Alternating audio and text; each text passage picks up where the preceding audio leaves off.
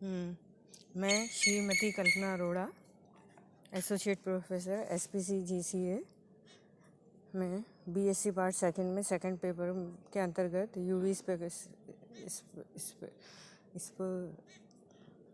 UV spectroscopy के अंतर्गत इनोन के अंतर्गत हम डिस्कस करेंगे। इनोन्स जो होते हैं वो अल्फ़ा बीटा अनसैचुरेटेड एल्डिहाइड और कीटोन्स जो होते हैं उनको इनोन्स कहा जाता है।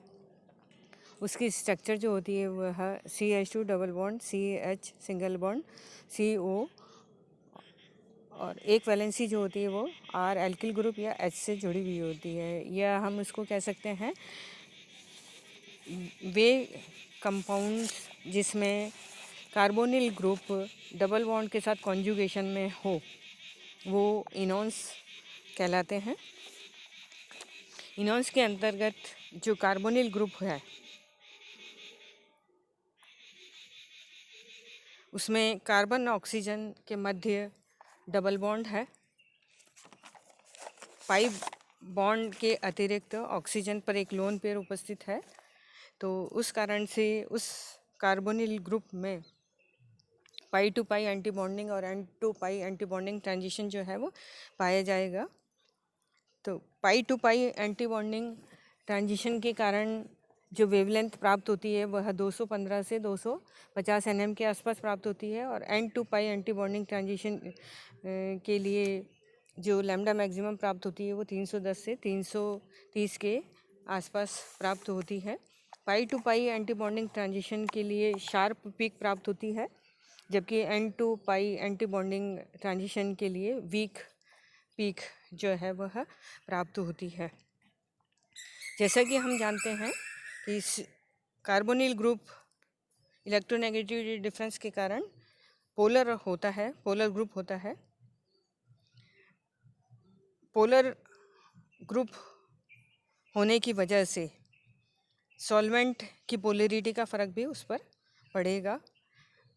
विलायक की ध्रुवता जैसे जैसे बढ़ेगी वैसे वैसे लैम्डा मैक्सिमम के मान में कमी होती जाती है, जैसा कि हम पहले भी देख चुके हैं, पहले के लेक्चर में देख चुके हैं। इसको हम एग्जाम्पल लेके देख सकते हैं। एसीटोन, जिसका कि यूवी स्पेक्ट्रा ज्ञात करना है हमारे को, उसके लिए दो अलग अलग सॉल्वेंट लिए हैं, हेक्सेन और वाटर लिया है। इन दोनों में वाटर जो है वह अधिक पोलर सॉल्वेंट है, तो हम देखते हैं कि जब विलायक एन हेक्सेन में एसीटोन के लिए लैम्डा मैक्सिमम का मान 279 nm होता है, परंतु जल में वह 264.5 nm हो जाता है। इसका कारण है कि पोलर सॉल्वेंट वाटर जो है वह एसीटोन के कार्बोनिल ग्रुप के साथ हाइड्रोजन बॉन्डिंग बना लेता है, जिससे ट्रांजिशन के लिए अधिक एनर्जी की आवश्यकता होती है और वेवलेंथ का मान जो है वो कम हो जाता है, जिसको हम कहते हैं कि वहाँ पे ब्लू शिफ्ट जो है ऑब्जर्व किया जाता है। किसी भी कंपाउंड के यूवी स्पेक्ट्रा में ऑब्जर्व्ड ब्लू शिफ्ट के आधार पर उसमें हाइड्रोजन बंध की तीव्रता को नापा जा सकता है। इसी प्रकार से कार्बोनिल ग्रुप की दो जो संयोजकता हैं उससे जुड़े हुए एल्किल ग्रुप जो है वह अगर बड़ा हो या शाखित हो, तो जितना बड़ा होगा, जितना शाखित होगा, उस केस में उसकी वेवलेंथ का मान जो है वह उतना ही बढ़ जाता है, जिसमें हम कह सकते हैं कि बैथोक्रोमिक शिफ्ट जो है वह ऑब्जर्व किया जाता है। फॉर एग्जांपल एसीटोन, जिसके लिए लैम्डा मैक्सिमम 279 nm पर प्राप्त होती है। डाई आइसोब्यूटिल कीटोन के लिए लैम्डा मैक्सिमम 288 nm पर प्राप्त होती है और हेक्सामेथिल एसीटोन के लिए लैम्डा मैक्सिमम जो है वह 295 पर प्राप्त होती है।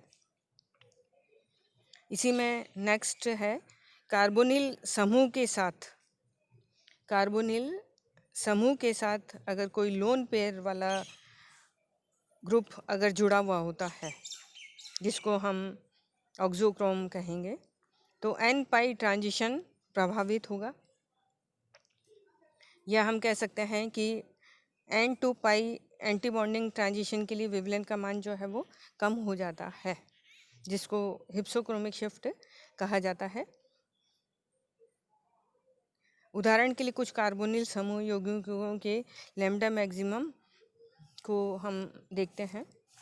एसिटाल्डिहाइड, जिसके लिए लैम्डा मैक्सिमम 293 nm पर प्राप्त होती है। उससे जुड़ा हुआ लोन पेयर युक्त ग्रुप जैसे क्लोरो, एमिनो, OH एटसेट्रा जो ग्रुप अगर जुड़े हुए होते हैं तो उनकी वेवलेंथ जो है परिवर्तित होती जाती है, जिसमें हम देखते हैं एसिटाल्डिहाइड जो इसमें CO के साथ केवल H जुड़ा हुआ है। एसिटाइल क्लोराइड के लिए 235 nm लैम्डा मैक्सिमम प्राप्त होती है। एसिटिक एनहाइड्राइड के लिए 225 nm लैम्डा मैक्सिमम। एसिटामाइड के लिए 220 nm। एथिल एसीटेट के लिए 207 nm। एसिटिक एसिड के लिए 204 nm प्राप्त होती है। लैम्डा मैक्सिमम के मान में कमी को, जिसको ब्लू शिफ्ट कहते हैं, उसको इंडक्टिव फैक्टर और रेजोनेंस इफेक्ट के द्वारा समझ सकते हैं।